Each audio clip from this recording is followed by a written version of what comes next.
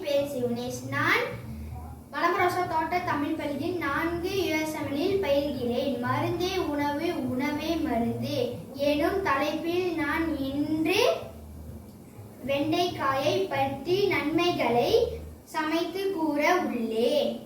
முதலில் வெண்டைக்காயை கழுவ வேண்டும்.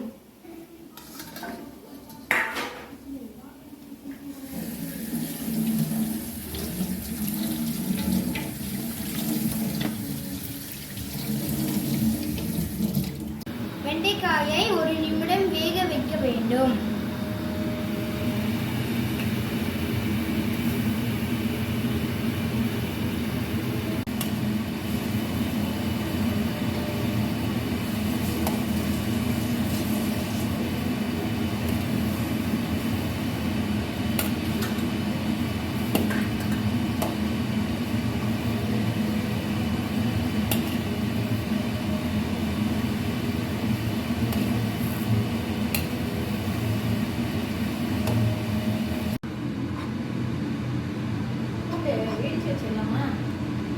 வைத்த பிறகு ஒரு கடாயில் எண்ணெய் ஊற்றி வெங்காயம், கருவேப்பிலை, பூண்டு, மிளகாய் ஒன்றாக இணைத்து வதக்க வேண்டும்.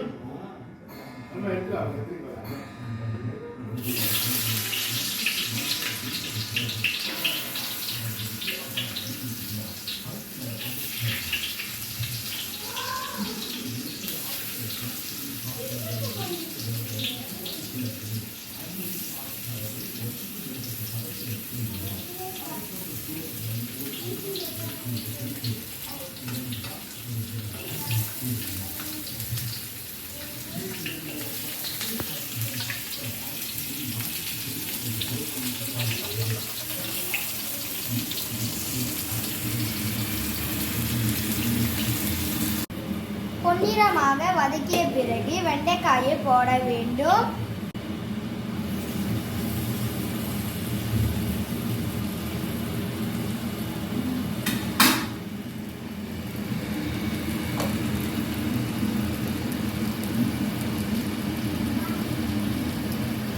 பிறகு சர்க்கரை போட வேண்டும்.